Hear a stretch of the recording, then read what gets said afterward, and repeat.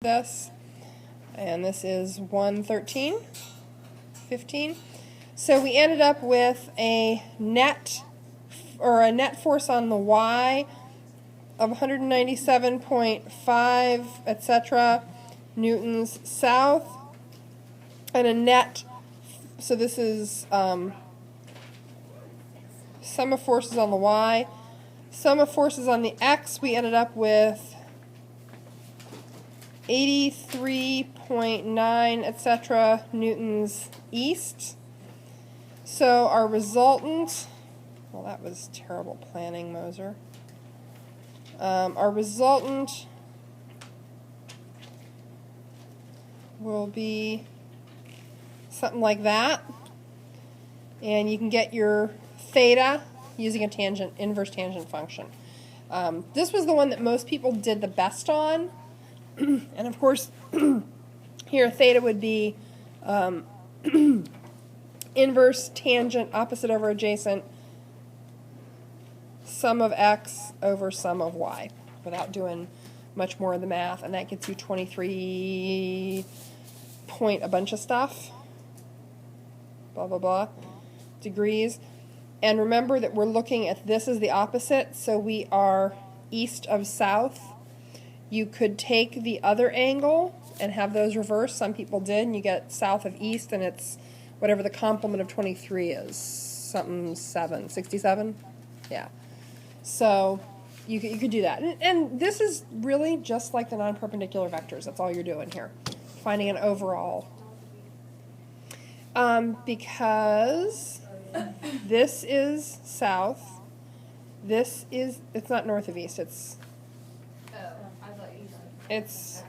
east of south. Okay. I thought the ME was over. No, newtons to the east. How is it east to south? Could it be south of east if you use the right angle? Yeah. Okay, that's what Yeah. I think. Yeah. So here's a compass rose. Here's your resultant vector. That's your net force. Okay. Josh wants the turkey. That's your net force. So you can describe that angle two ways. You can describe it east of south, and then it's 23. Or you can describe it south of east, and it's 67 something. Make sense? Whenever you write the answer, do you write negative 83? It doesn't matter. The reason it does not matter, that the negative signs are standing as a proxy for direction. Now remember, I screwed up my sign on the X, and I screwed it up on my key. I had east as negative and west as positive, and that's not Cartesian, that's backwards. It only matters in that you are keeping track of which forces are in opposition, what's functioning as a negative for you. Because you're in essence subtracting one from the other. Really, you're just adding a negative, but it's the same thing. It's the same operation. So, does that answer the question? It doesn't matter. It literally doesn't matter. It's a bookkeeping thing. Is tonight tutoring? Yes. I will be here for 1 hour tonight. Okay, what time? Just like Right after school, yeah. I have about 10 minutes with academic challenge, and then I'll be meeting, so. And if you cannot make it, just talk to me before you leave the building. Okay, moving on to number 2. So we've got Jack and the washer over his head, and all we have to really do for a force diagram, that's Jack and the washer. That's it. It's not all that exciting. You can do this. That's weird, but you can do that, certainly, and I often do just for my own amusement. But the really important part, is that you have the forces. So we have not talked much about this, so you could just put force up. It's actually called normal force, and we'll talk more about it soon. But the normal force is the force that a surface is exerting up on whatever it's holding. And, of course, the force down on him is the force of gravity. which is equal to mass times gravity, mg. Now remember, this is a jack and washer system. So we're no longer just dealing with his mass, we're dealing with the mass of him and the washer. And what we know to be true is that he's not sinking through the platform, he's not rising up into the air and levitating. So net force is 0.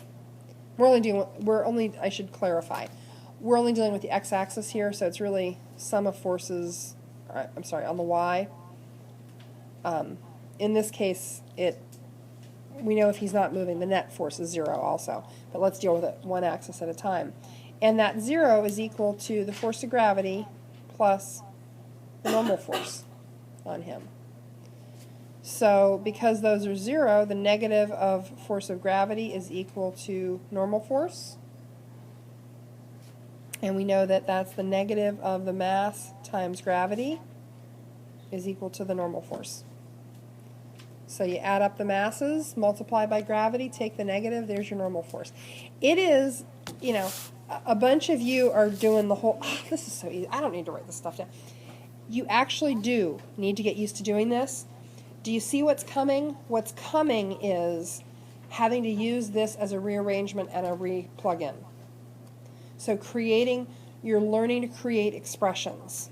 I know right now it's really easy, it's really intuitive, but especially when we get into the frictional forces stuff, you end up creating a bunch of expressions using normal force. We'll get into coefficients of friction, and those include normal force, and we'll be creating expressions for all kinds of other things to go back and plug in and solve for. So that was the negative of negative 9.81 meters per second squared times 231 kilograms, which was his mass plus the washer. Okay, so we end up with 2,266.11 newtons is the force the floor is exerting up on his feet. We only have 2 sig figs, so that's 2,300 newtons is the normal force. That was probably the easiest problem on the whole thing in terms of both just straight up simplicity and not a whole lot of calculation that you had to do. So, but knowing that is essential, because again, that F sub g, force of gravity, is equal to mass gravity. That's another thing that we're going to be using a lot, where you build an expression. From this, if I gave you the normal force, could you figure out the mass? Sure you could, because all you'd have to do, and this is the kind of, you will get these problems, you know that the negative of f of g equals f of n, negative of mass gravity equals f of n, so the negative of mass equals Fn divided by g. So you'll have things where you suddenly have to start finding mass. It gets fun. You'll enjoy it. Okay, so we have our gymnast who has stuck some poor young kid up on a couple of cables, and I'm going to draw the young kid like that. There they are. And we know, that's terrible.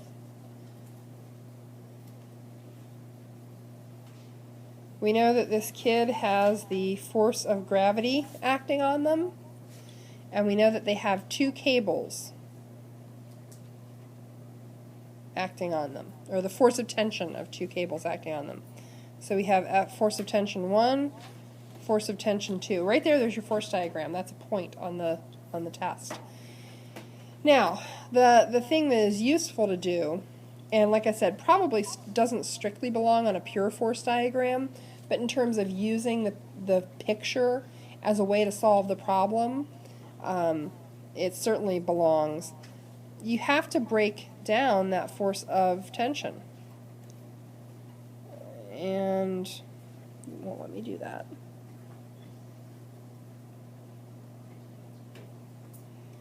Okay, well, we'll just do our best. So we have force of tension 1 on the y, and we have force of tension 2 on the y.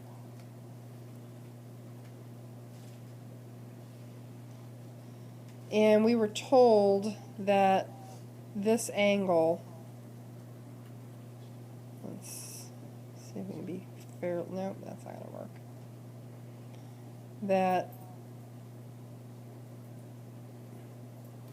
That angle is 38 degrees, and the cables are at the same angle.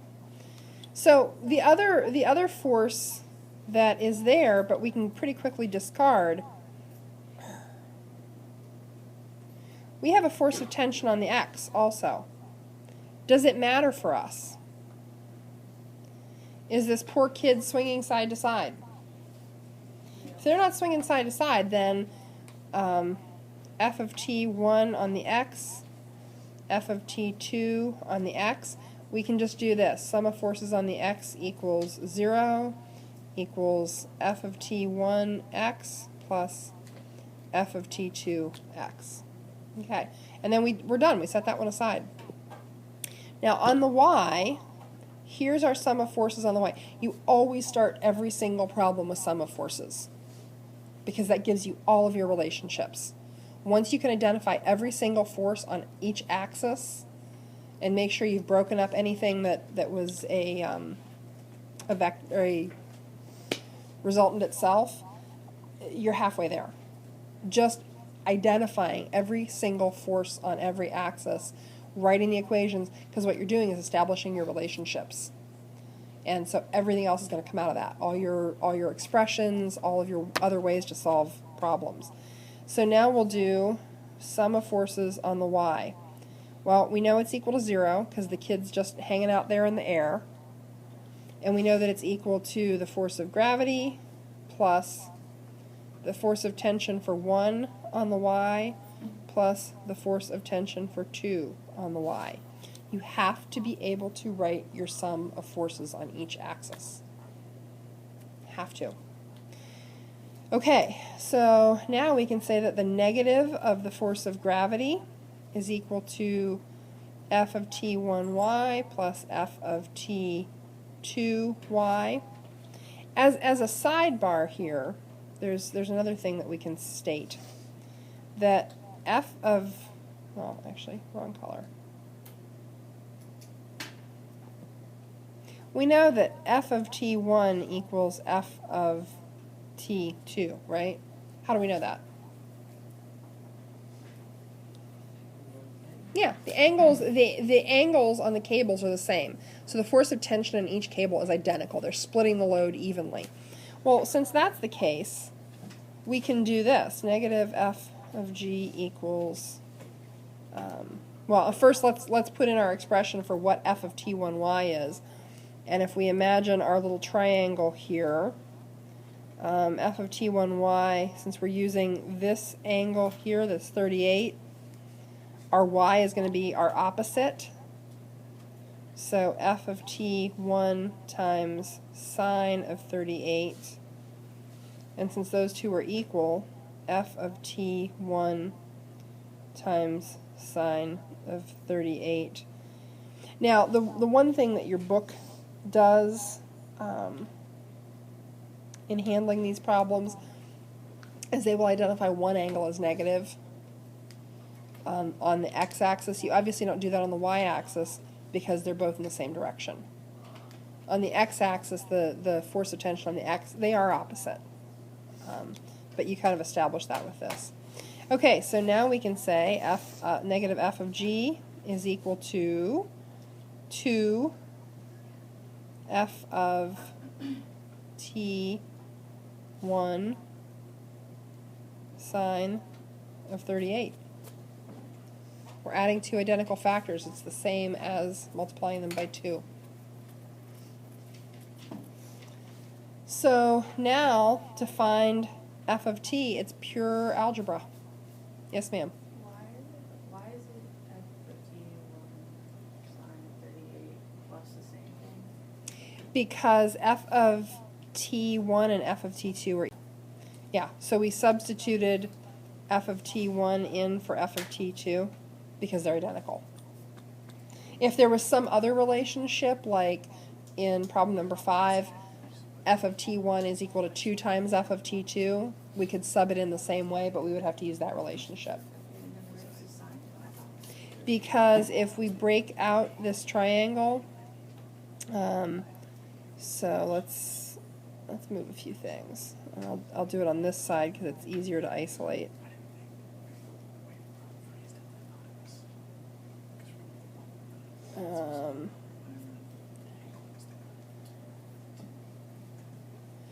Okay, so if we look at this triangle from that force, here's our 38-degree angle. Force of tension is our hypotenuse. So if we look at that 38-degree angle, the sine of 38 degrees is going to be equal to f of t2 on the y divided by f of t2. This is just vector vector resolution. Does that make sense? Everybody good with that? It's one of those things where it's a skill that you've learned, you've used, you're all pretty comfortable with, but then when you throw it into something that's new and weird, it feels prickly sometimes. So, and we're at a point where I kind of go, okay, they know that, and I sometimes skip over doing this step. So if you have questions, just holler. Okay, so at this point we are left with the negative of mg equals 2 ft1 sine 38. And then algebraically, the negative of mass gravity divided by 2 and the sine of 38 is equal to the force of tension in one cable. Make sense? And they're equal. So, all right. Questions, comments, concerns on the FIP? Details, details. You actually want the answer? It ends up being 380, well, before sig figs, it's 382.41 blah blah blah newtons. So with sig figs we end up with 380 newtons as our final. One of you got it right.